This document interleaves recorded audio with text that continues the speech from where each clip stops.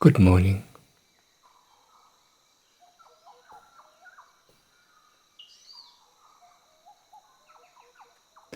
This morning I want to talk about a very interesting subject.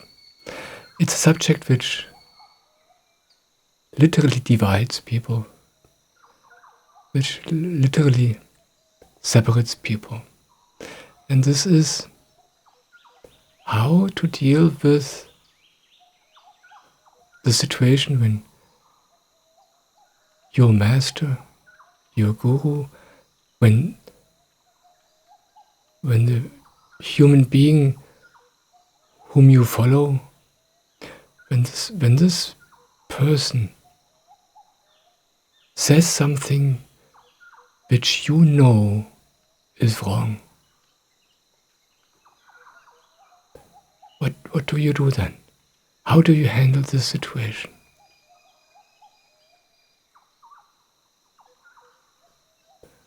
And it's a delicate situation because here you are the follower or the disciple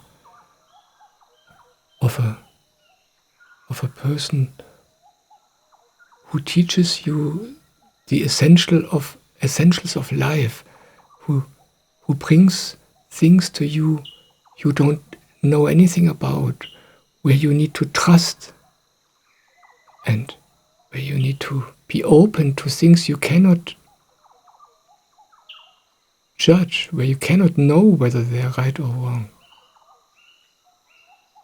So there's a certain degree of surrender and openness necessary to be in such a relationship as a disciple, a relationship to a master or to a guru.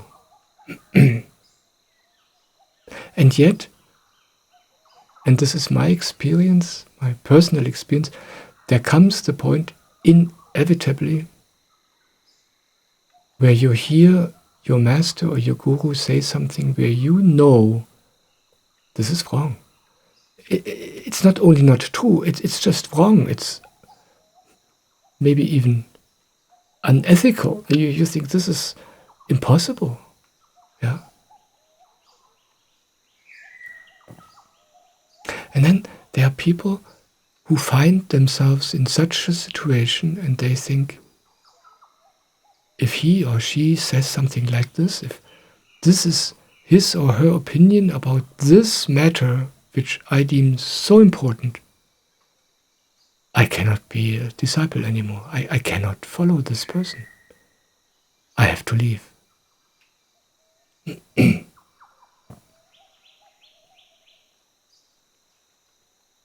And the whole thing becomes even more delicate because you know as a disciple of a master or guru that, the master or the guru touches something in you which will make you rebel. Basically, it's the master and the guru, they help you to get out of your ego and to discover your true identity. And it's part of the whole process, and a natural part of the whole process, that this ego part of you starts rebelling very, very much. And the ego part says all kinds of things. Yeah, this is stupid, this is not right. Yeah, don't believe this. Yeah, stay true to yourself, go your own way. It's natural to hear things like this in your thoughts. Yeah. So it's almost impossible for you to distinguish, yeah, and to know, well, is this a point where it's just my ego, yeah, coming up and throwing a tantrum, trying to deceive myself into the wrong direction? Or is this a point where my guru is really wrong and I have to protect myself and I have to take care of myself?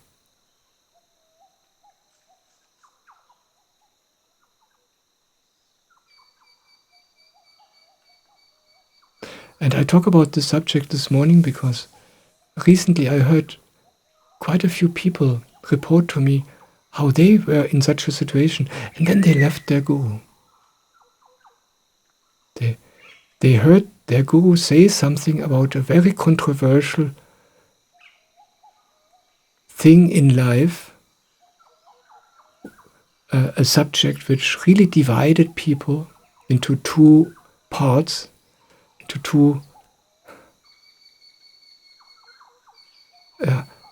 the one half of the people believed we have to do this and this is very important, and the other half said no, we can't do this, and if you do this, this is really terrible. And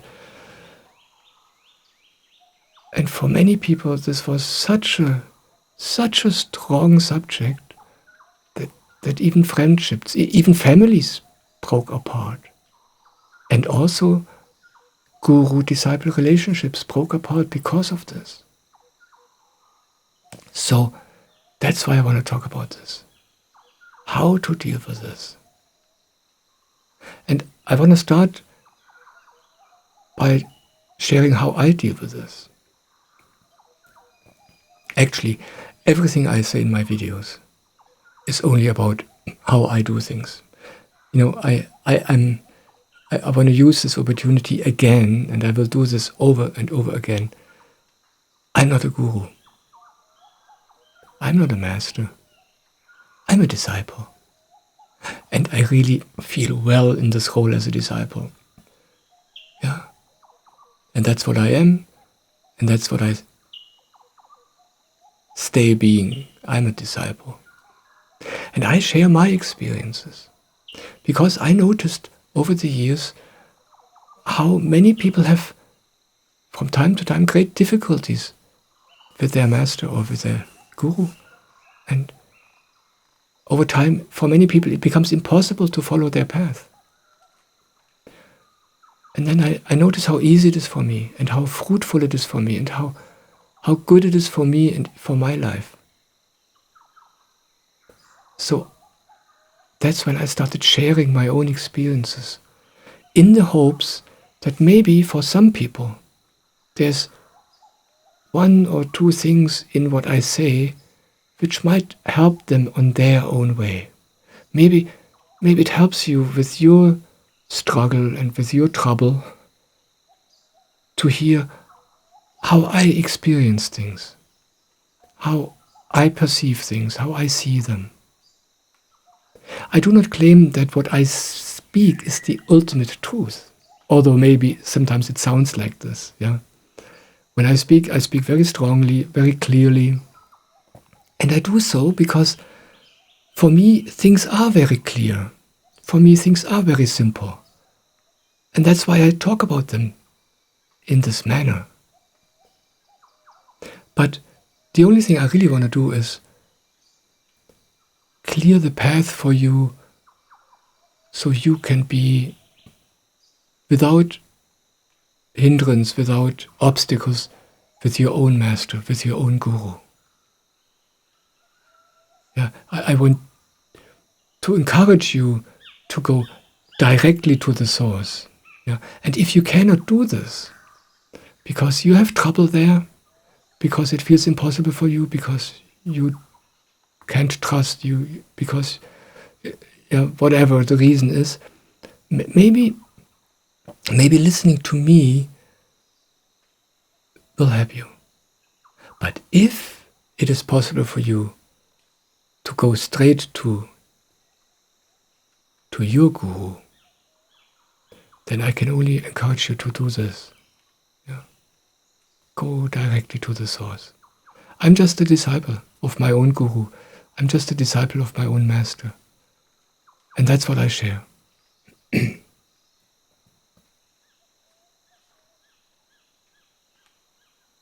maybe you wonder, why does this guy have two people in his life? Why do I speak about master and guru at the same time? And I just say this, I speak about this because I don't know how it happened, but I have a master, a spiritual master, and I have a guru. Yeah. 23 years ago, I met Soham, At that time his name was Samapant. He became, from the first day when I met him, he was my spiritual master. And about 6 years ago, Swamiji, my Indian guru, came into my life. And for me there's no conflict. And for me it's like this. My master taught me to discover myself. I was, like most people are, lost in the world, lost in trying to be as other people wanted me to be. I tried to be the way I thought I should be. But in reality I had no clue how I actually am. I didn't know myself at all. And through Soham, I discovered myself. I discovered inside. I discovered my own fundament. And it changed my life completely.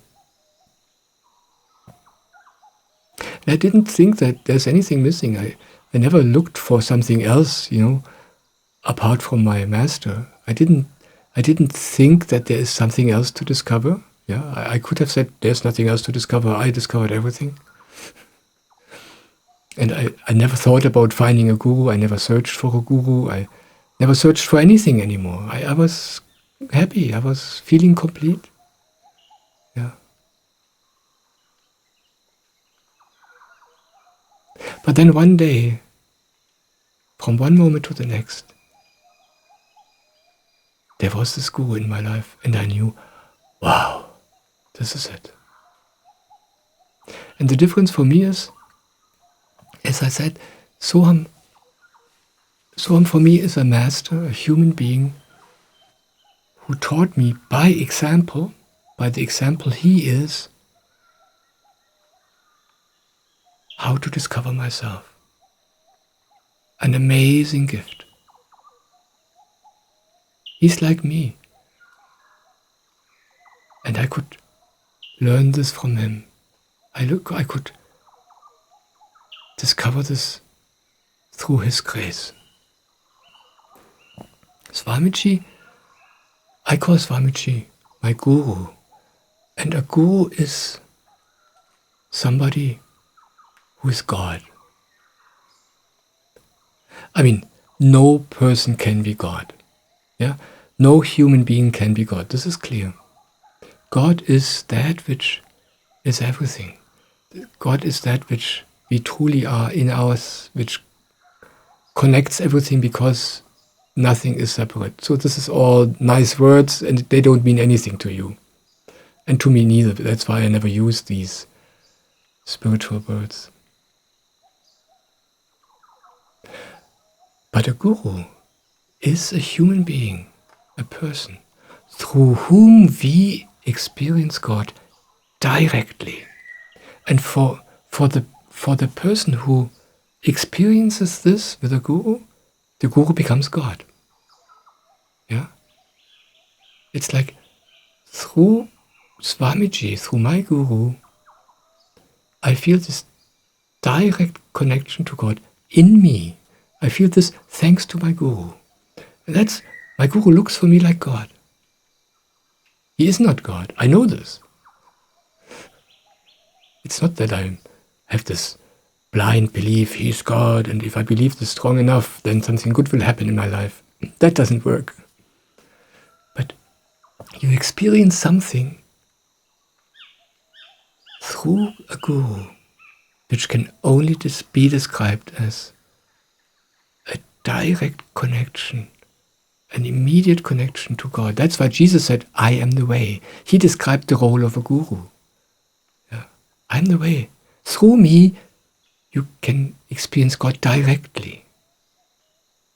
God is everywhere, but this doesn't help us human beings because it's not concrete enough. It's not tangible enough. We are as humans, we are human emotional beings, and we need something to connect with. And this is the guru. Through the guru, there's God suddenly in us. Yeah. And this is amazing. And that's the difference for me.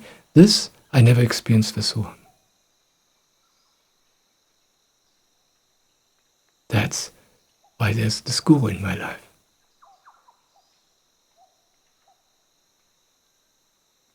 And since this guru came into my life because Soham discovered him first, or Soham was contacted by this guru, and through this I got in touch with this guru. And so we have the same guru, so there's no conflict. This is very lucky for me. So I'm so lucky I have a master and a guru in one life.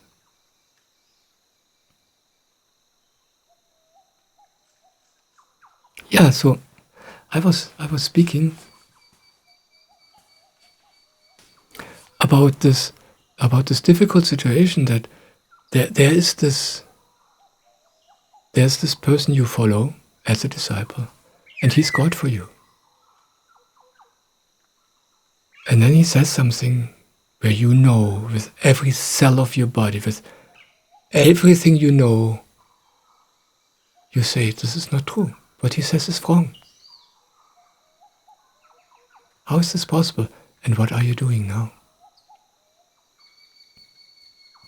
And this thing has a few aspects I would like to touch on briefly.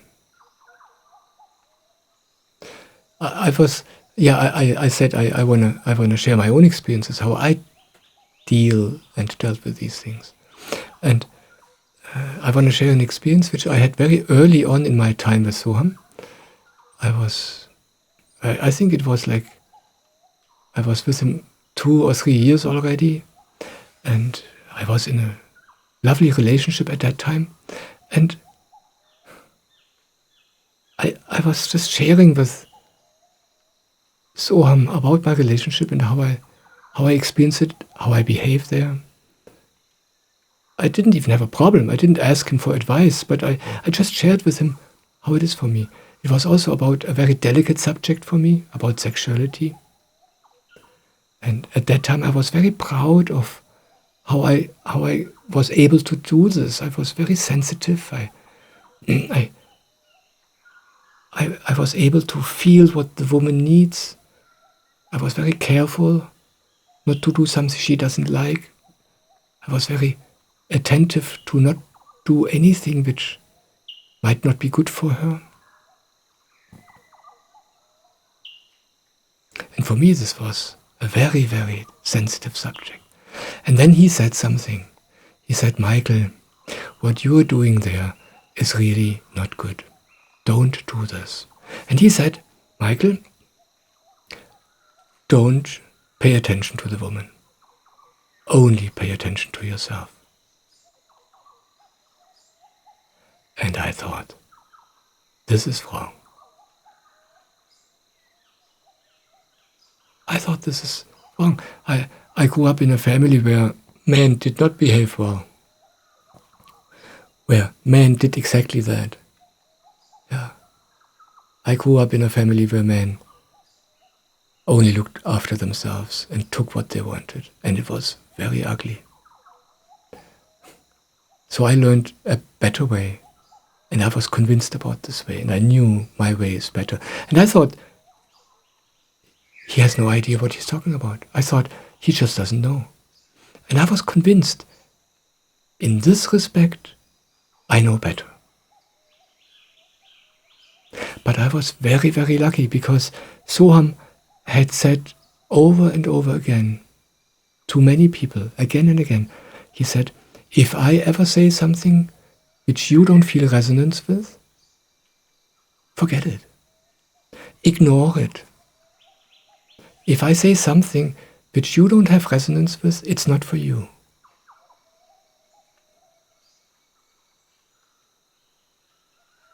And I had heard him say this so many times that it was easy for me to actually ignore what he said. And that's what I did. I just ignored it. And what also made it easy for me is that I'm a terribly stubborn person. I'm really very stubborn, and all my life I only did what I felt is right for me. Not, and it's not because I'm wise. I was never wise. I was, and I am really stupid. I have no clue how to do it right. But it was like I had this disability. I had the disability to. I just was not able to be not stubborn. That's how it feels to me. Yeah, I heard something which sounds like a great idea, like very good advice. Yeah, where I maybe even thought this is good, this is true, I should do this. Yeah. But if I felt something else in me, if I wanted to do something else, I couldn't help it. I had to do this. Yeah. Even if it was totally wrong and not good for me, but I had to do it. So these two things helped me in this difficult situation where my master said something which I was totally convinced he's wrong. And I ignored it.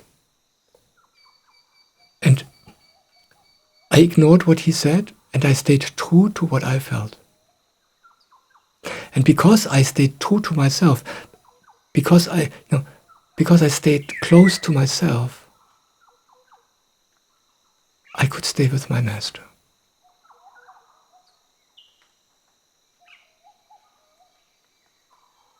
Would I have followed his advice if I would have gone against my own conviction?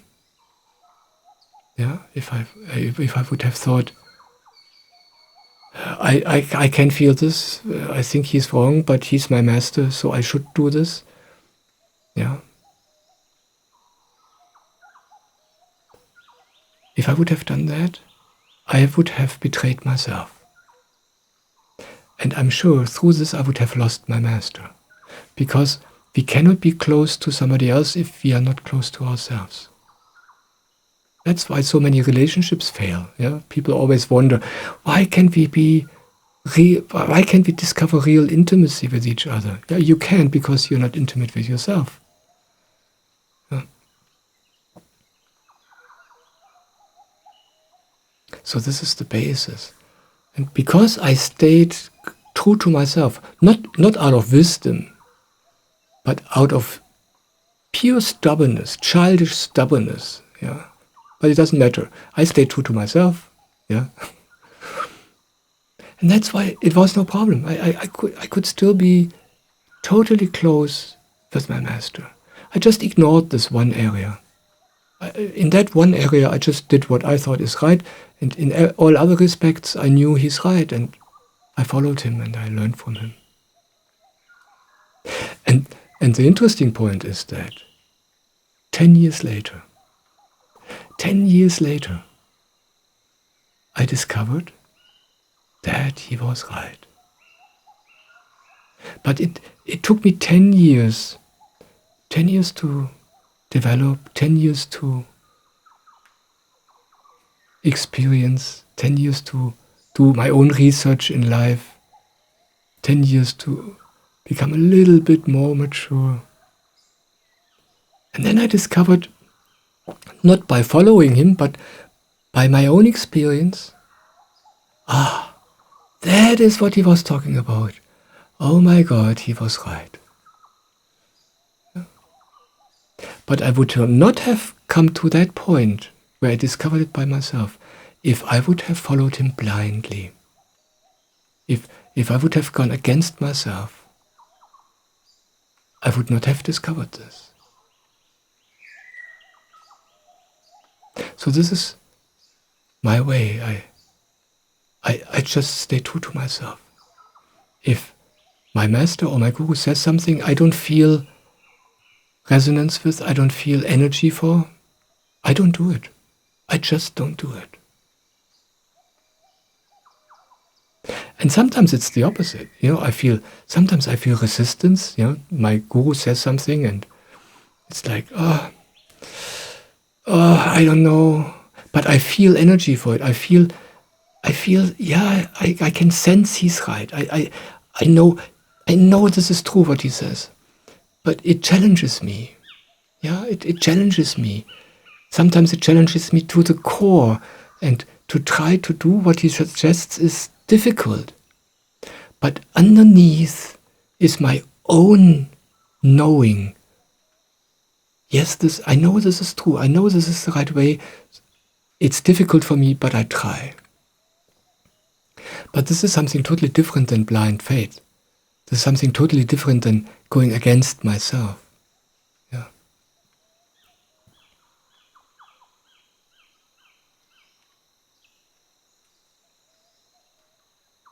But most people don't do it like this. Most people think, I don't know where this comes from. We have this almost built-in attitude that we should blindly follow a guru or a master. Maybe we learned this in church. I don't know where we learned this. But I see this in almost everybody. And then what I see with almost everybody is they lose their master. They lose their guru. I have seen this so many times. Yeah. And that's why I make this video.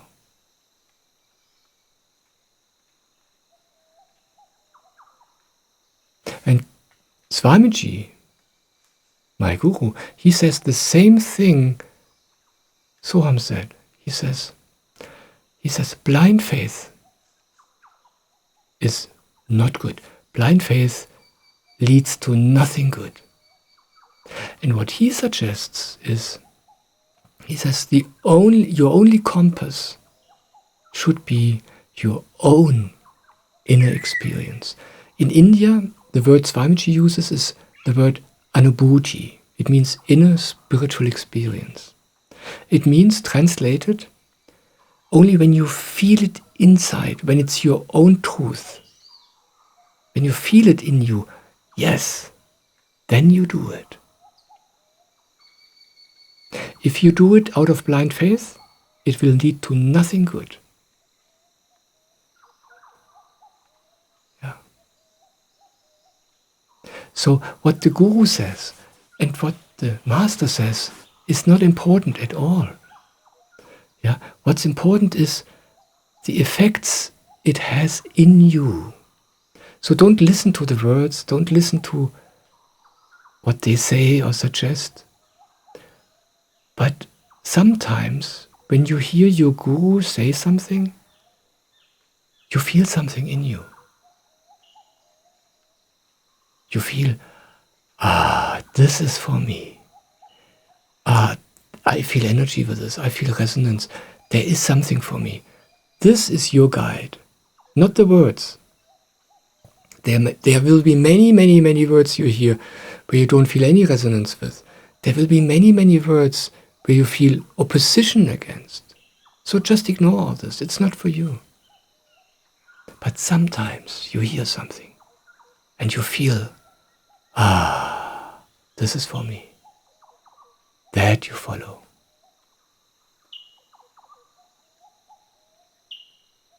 And this is the only thing I can follow. Nothing else. By the way, this is how I came to Soham. I want to share this briefly. 23 years ago, I had no clue what a master is. I had no clue what satsang is. Soham was giving satsang at that time in all kinds of cities. He was traveling around. And I don't know what it is, and I wasn't searching for it. I was accidentally in that town where Soham was, and I had heard that there is this guy. I had heard his name before, so the name was familiar, but I didn't think much about it. I just had read about him before and said, interesting, he's in town. Yeah, maybe I go and check this out. Yeah. So I went there, and I was in my first satsang of my life, in a room full of strange people. I didn't know what I was doing there. I didn't know what to expect. I didn't even know why I'm there. It wasn't that I was searching for something specifically. Yeah? I just wanted to check it out. I was just curious. Yeah? It wasn't that I thought, he can give me something. It wasn't that I thought, he knows more than I know. I don't know why I was there. Yeah. Usually I say I was there by accident. So I was sitting in this room, and then Soham entered the room. He walked through the room, sitting down in his chair. And then I had an inner experience. Suddenly, I was full of a feeling which just felt like, oh, this feels good. Here, I'm at the right place. Here, I want to stay forever. That's how it felt. I didn't hear words. I just used these words I tried to convey my feeling, which I had at that time, to you. But this is how it felt to me. I was completely inside, and I felt so right, so well. Yes, here I want to stay. And I didn't even know what this means, this here. It felt like here, in me, in this feeling, in this space, I want to stay forever. I didn't connect this to Soham, I didn't connect this to satsang. It just was this feeling I had in this moment. And that was my guide. I had this feeling, I felt this total openness out of the blue in me. And then one thing came to another, and the next day, basically, I was part of Soham's crew. I started traveling around with him, and I started serving him and being there for him. Yeah. But the basis was this experience. It wasn't that this experience told me, Michael, now you stay with Soham, no matter what. No, I had this experience, and this just opened me. And then I was curious and open. I still didn't search for anything. I still didn't think that Soham is an immensely wise person and I should be with him to learn the secrets of life. I was just open and started taking care of his technical stuff. Yeah. For me, it was a totally unspiritual, unesoterical matter. But of course, I did learn from him everything I needed to know about life. But I didn't know this at that time. But my guide, which made it possible for me to be open for this, was my own inner experience. That something nobody told me. It was like my soul told me, hey, here I feel well, here I want to stay. And this is exactly the same how I came to Swamiji. Swamiji came into my life about 6 years ago. I didn't search for a guru. I was happy with my master. I thought I had discovered everything there is to discover in life. I never thought about gurus. They were foreign and strange to me, and not even that. They just didn't exist in my life.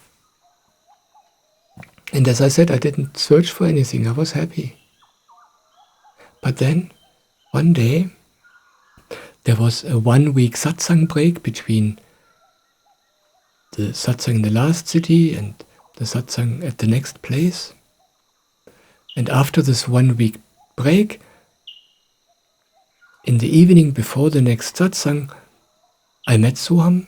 We had dinner together, and he started sharing with me what happened with him in this 1 week, that he got contacted by this Indian guru, by Swamiji.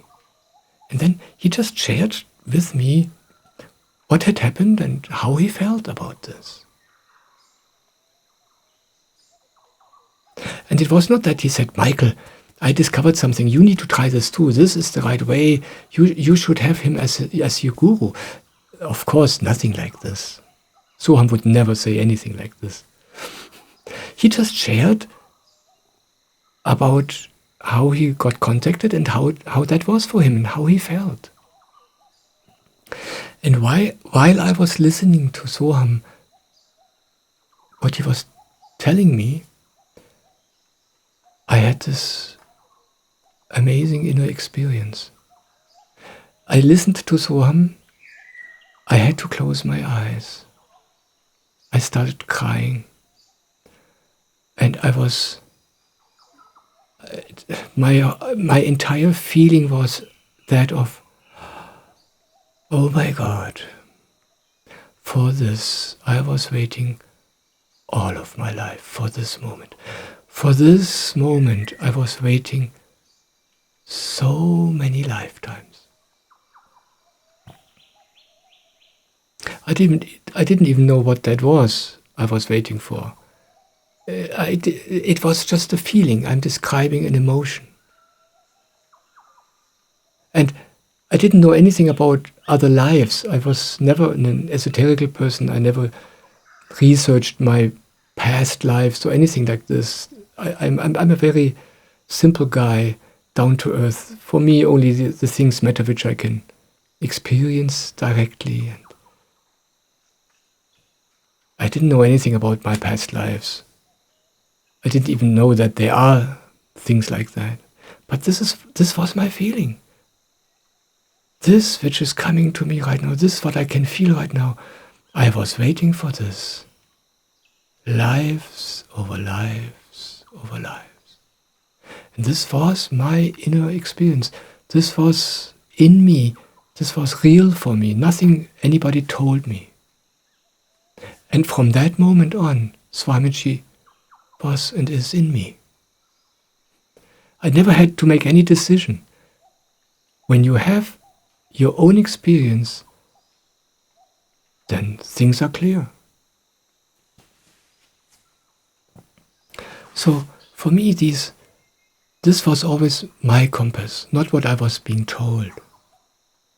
And that is what Swamiji is talking about. He says, don't have blind faith. What you trust is not what you're being told. What you trust is your own inner experience. And any true master, any true guru will always tell you exactly this. I never have heard Soham say, you must do this or that. And I never heard Swamiji say anything like this. So, when you hear your guru say something and you cannot follow it, don't follow it. It's that simple. But the trouble people get into is that they believe everything the guru says is true. So if he says something which is not true for me, he can't be a guru. That's the logic. That's where the trouble starts. Just a few years ago, there was this amazing situation in the world which really divided people, and people felt very strongly about it, no matter which way they felt. Some people felt this way and some people felt that way, but no matter how they felt, for them it was really strong, and the feeling was, if my friend doesn't feel the same way, he can't be my friend. That's how serious people took this matter. And that's what happened with Swamiji too. Swamiji said something about this, and people said, well, he's not of my opinion. He can't be my guru.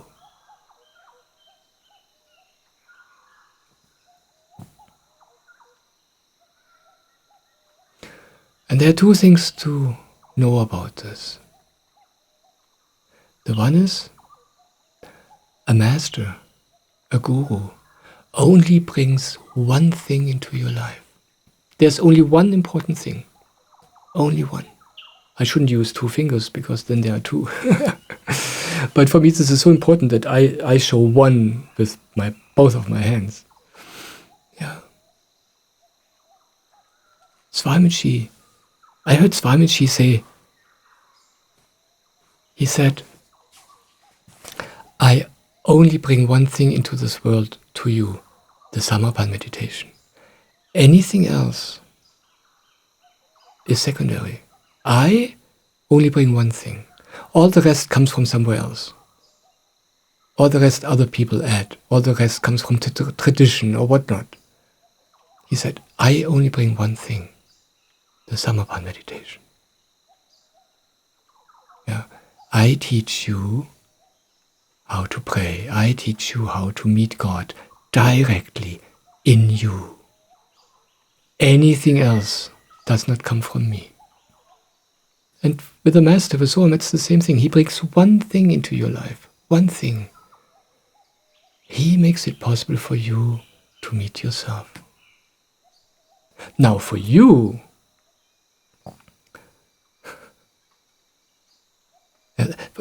for the Guru, this is the only important thing. For the Master, this is the only important thing. The Guru knows anything in life is completely unimportant.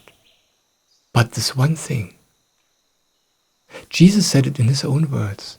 Jesus said, put God first. Anything else will follow. He said, you don't have to pay attention to all the things you think are important. You put your attention to God. You look into that direction of God. And all the things you think are so important, they will all take care of themselves. The Guru knows this. The Master knows this. But you don't. You believe that all this stuff is totally important. It's not. But you believe it. And because you take all these things so important, it even gets between you and the Guru, between you and the Master. It gets between you and the only thing which is important, which is that you learn to put your attention to God, to be close to God, to discover God in you.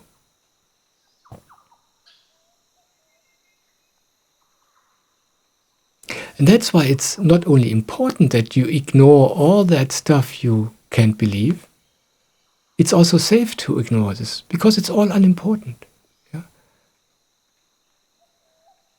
If the Guru says, okay, just do it this way, don't think too much about it, do it this way. Yeah? It doesn't matter whether you agree with him or not. What he's saying is, don't worry about it. Just do this. You know, he basically says, okay, if you want my advice, do this. So it's over with. Don't take it serious. Don't take it so important. Yeah, listen to me. The Guru says, listen to me. I talk about the one thing which is important. That is God. And if you put God first, I love Jesus' way of expressing this, then all the things you think are important will all dissolve. You will discover, you yourself, you will discover, oh my God, all this stuff I was worrying all of my life, all of the things I took so serious and so important, they are nothing. They are unimportant. I thought it's a matter of life and death, and in reality it's unimportant. So if your Guru says something and you can't follow, just don't. It's not important. What is important is that you listen to the one thing he came into your life for. That's the only important thing. And even that is not important, because Swamiji also says, hey, if I'm not the Guru for you, don't worry. Every person has his or her own path. Your path will open for you. No Guru ever says you have to. But if you are open, if you feel openness to this diamond he brings, this is good news. Then you follow this. Then you are true to yourself. Then you follow your own feeling, your own soul. Yeah.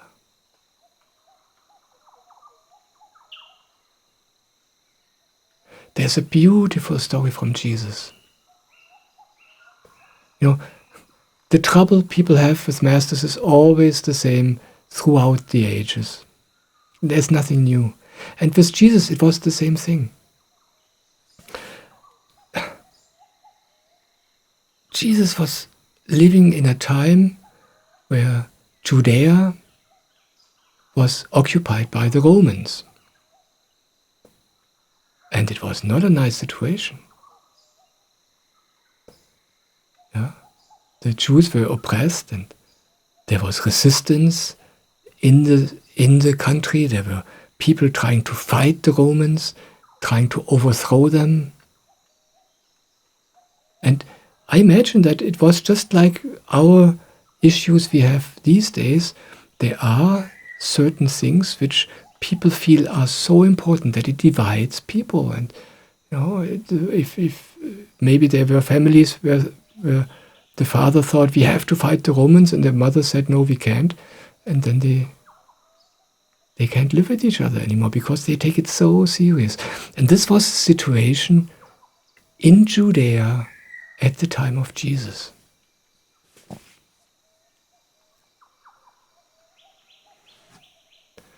And then there was this one situation where Jesus was asked a question. The question was a poisoned question. He was asked by one of the Pharisees, I don't know the correct English word for this, by one of the Jewish hotshots, by the Jewish priests, by one of the men in power. He was asked a question, and it was a poisoned question. The question was designed to bring Jesus into trouble. It was designed so Jesus would make a statement about something, to force him to make a statement about a critical issue, so then he would get punished for it, or put into prison, or crucified. He was asked, should we pay our taxes? A Jew asking Jesus, should we give our money to the Romans, to these oppressors? He didn't ask, should we fight against the Romans, but this was hidden in the question. Shouldn't we resist? Shouldn't we resist the ones who are in power here in this country? Shouldn't we fight? Shouldn't we refuse to pay our taxes? That was the essence of this poisoned question. And Jesus did it beautifully. He took a coin and he said, look, what do you see on the face of this coin?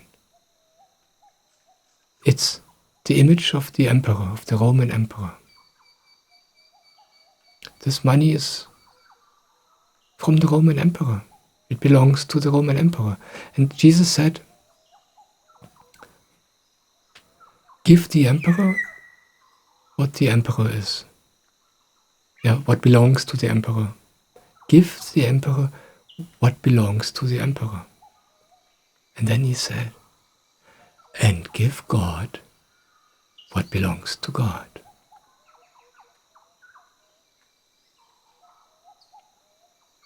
Now this is good advice.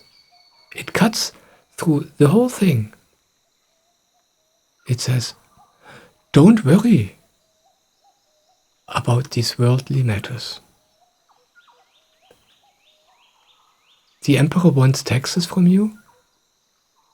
Then pay taxes. But you, don't you waste your energy, don't you waste your precious attention and your precious time on this question. You give to God what belongs to God. You belong to God. Your attention, your consciousness, your soul belongs to God. You look into the direction of God. That's what you should do. That's what Jesus said with his answer. He said, why do you waste your time and energy on such questions? Instead, give yourself to God and everything else will follow. And this is my experience in my life. All these questions become unimportant. We don't understand how this is possible. For us, such a question, like Jesus' own disciple, Judas, he was an intellectual, he was one of these people who wanted to fight the Romans, and he tried to be clever and find ways. And he wanted to convince Jesus that Jesus should use his powers for this battle.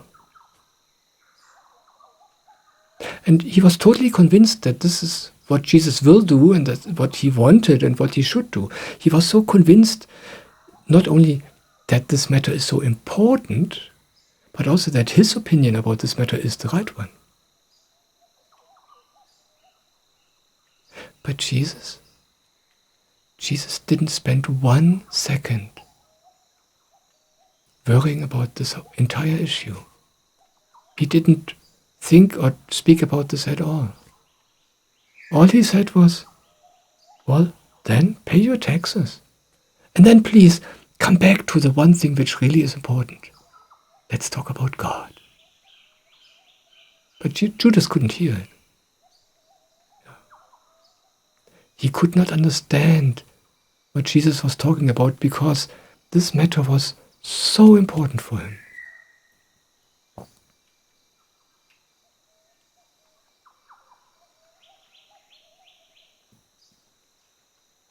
It's not that Jesus said, you should pay your taxes. And if you think, if you believe you shouldn't pay taxes, you do it wrong. And you should pay your taxes. It's important, otherwise you can't come to God. Otherwise you can't be my disciple. No, he didn't say any of this nonsense. Jesus said, don't waste your time with questions like this. If you need an answer, here, I give you an answer. Pay your taxes. Don't waste your life with fights about things which are entirely, totally unimportant. If you miss God, all the rest is totally unimportant. If you find God, all the rest will be solved all by itself. And that's what a guru tells you too. A guru brings you the one thing, the path to God. Now you can start discussing and arguing with your guru about all the things you think important.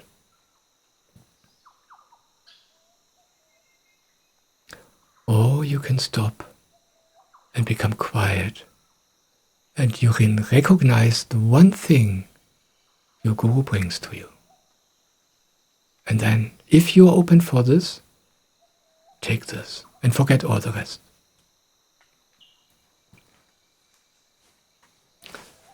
Swamiji sometimes tells people, you should not ask.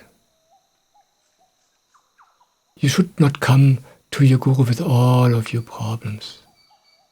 They come to him and they tell them about their relationship problems and money problems and work problems and all their worldly troubles.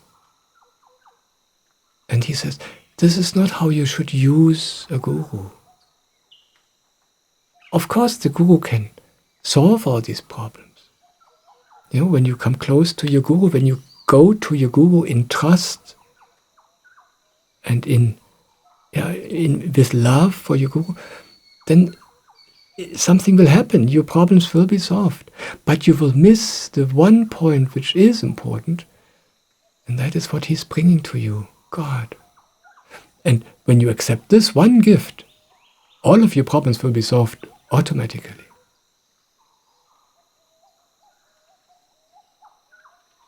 That's why Swamiji says, don't bring your problems to the guru. Because if you do this, you will not be able to see the one thing he brings. You will just not be able to see, because for you other things are so important that you are totally blind. And I experienced this myself. I mentioned to you just a few years ago, we had this situation in the world, also in this country, and I experienced all around me how important people take these worldly matters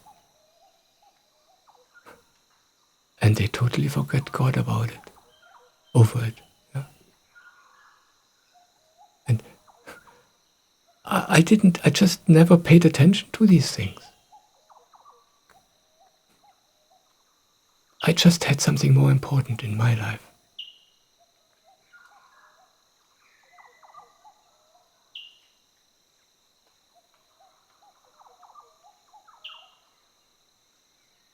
Thank you for listening. Thank you so much.